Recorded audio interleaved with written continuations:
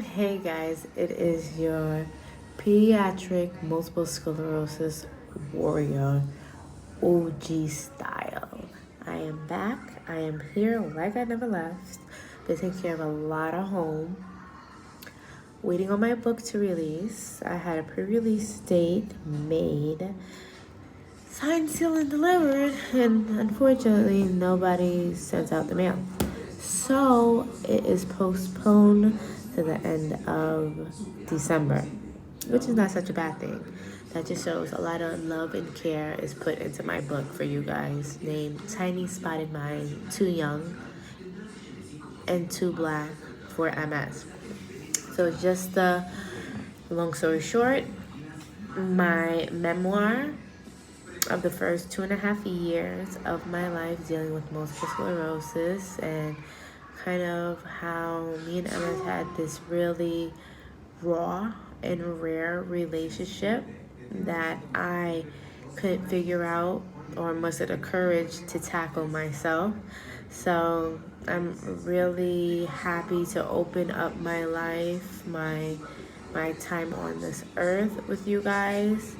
No warrior's life is the same. Everybody has their own trials and errors that they have to go through, but I'm really happy to bring you mine and give you a glimpse of what being black in America, first generation Haitian American with a chronic illness that has no origin nor cure does to a young black child's mind. And that's literally my book in a nutshell. You know, I've been very diligent at this for about 6 years to try to conceptualize something worthy of just putting it out into the atmosphere to kind of like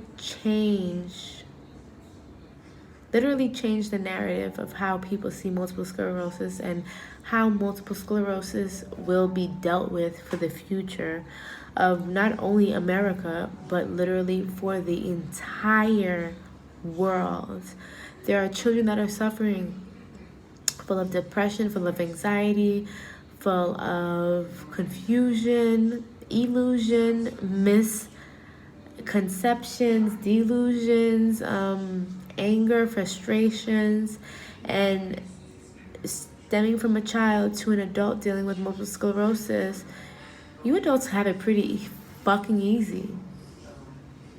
Pretty fucking easy. No matter what you say, you have it pretty fucking easy because your body is able to combat with certain things that children cannot even face. But I was raised by some valid warriors, and you know, I can never thank my grandmother enough, nor my mother, for the commitment and dedication that they have had for me growing up, dealing with such ailment, such neuroses. At this time in my life, I'm able to deal with it way better, and I take care of myself, and no medicine exists within the last 4 to 5 years of my life.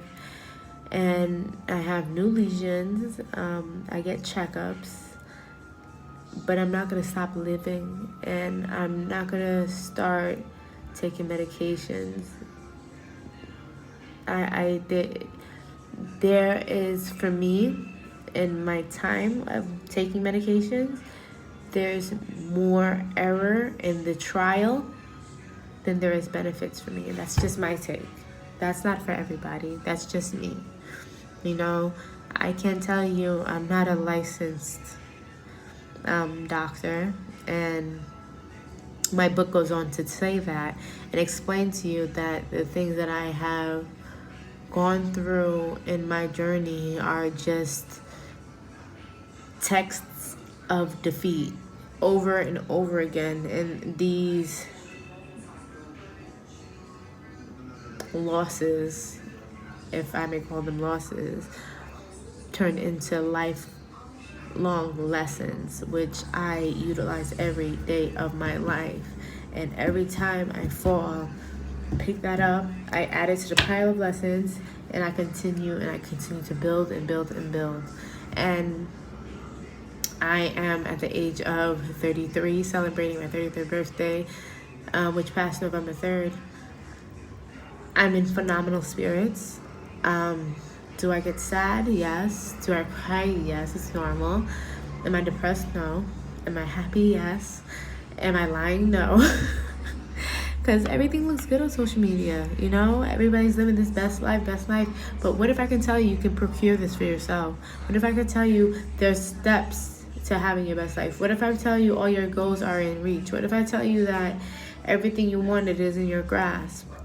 I didn't think any of these things myself, but I devised a method and a plan to get me everything I wanted, how I wanted, when I wanted it, and I knew that it would take a lot of time to get there.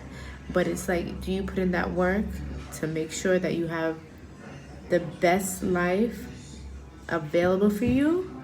Or do you sit there and let other people keep telling you how to live your life until your last breath? And that's basically what I give and get out of my books. You know, it's definitely therapeutic for me to sit there and to divulge all this information, because it's an eye-opener for myself, and I replay everything I've gone through, and I cry through my books, and I scream and I cheer and I fight all over again with every word. And I want to make that available to everybody. And I want to understand you're not by yourself. You're not crazy. You're not perturbed. There's nothing wrong with you. But what I will tell you is that knowledge is power. And you need to know where you came from to know where you're going. And pay so much attention to your ancestors and your lineage. Know what works for you. And soon I'll talk about nutrition. I'll start breaking things down for you, but I've been very diligent on putting my best foot forth, and to bring you a book that I know I would want to read. With all the things that go through my mind, I would want to pick up, to know that I am not a broken black girl, and I do have a lot of purpose, and I am great, and I am worthy. So this book is not just for little black girls, but this is geared for my people. And I'm full of love, and it's time for me to share that with the world. Guys, thank you so much. My name is Diana Leah Maisonneuve, and welcome to my tiny spotted mind. I can't wait to you guys read this book. I can't wait to just share everything with you.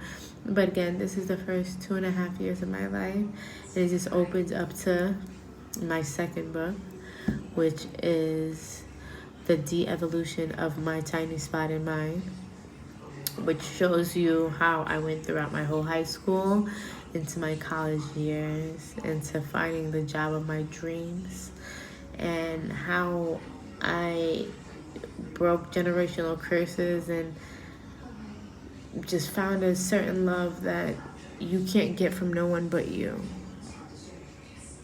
You know? That real love. That love that's unconditional and that you can only give yourself. So I'm so excited. Anything else?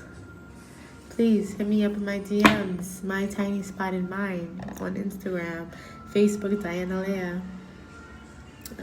Being Haitian American is a gift and never a curse. I feel like I have a leg up on a lot of things, and one of them is my health. Thank you guys.